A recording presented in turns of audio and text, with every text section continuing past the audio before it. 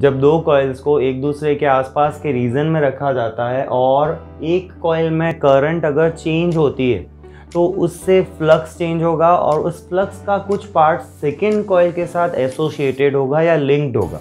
इसी flux linkage को measure करने के लिए हम एक फैक्टर डिफाइन करते हैं या एक कोफिशिएंट डिफाइन करते हैं और उस कोफिशिएंट का नाम है कोफिशिएंट ऑफ कपलिंग। तो कितनी कपलिंग या कितना कपल होता है फर्स्ट और सेकंड कॉइल का फ्लक्स, वो हम डिसाइड करते हैं इस फैक्टर से। इस फैक्टर की वैल्यू 1 और 0 के बीच में लाई कर सकती है और 1 भी हो सकती है, 0 भी हो सकती है अगर फ्लक्स लिंकेज बिल्कुल 0 है। So suppose this k equals to 1, तो इस केस में क्या होगा, प्राइमरी का सारा फ्लक्स सेकेंडरी के साथ एसोसिएटेड होगा या लिंक्ड होगा। तो उस समय हम कहेंगे कि k की वैल्यू 1 है और उस कंडीशन में m को हम यहाँ अंडर रूट L1 L2 की टर्म में लिख सकते हैं। m क्या है, म्यूचुअल इंडक्टेंस, और L1 L2 क्या है, यहाँ पर इनके कॉइल्स के सेल्फ इंडक्टेंसेस है।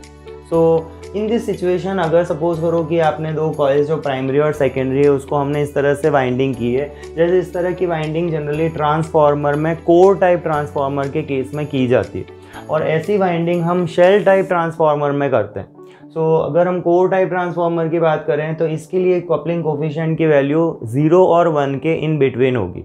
सो इस सिचुएशन में अगर हम k का एक्सप्रेशन लिखें तो क्या आएगा, m upon under root L1 L2, या m को हम लिख सकते हैं k times of root L1 L2। अगर कॉइल्स के बीच का सेपरेशन बहुत ज़्यादा है या परपेंडिकुलर अगर एंगल के ऊपर है, 90 डिग्री एंगल पर है, तो उस कंडीशन में हम कहेंगे कि उसका म्यूचुअल इंडक्टेंस और कोफिशिएंट ऑफ कपलिंग दोनों ही 0 होंगे।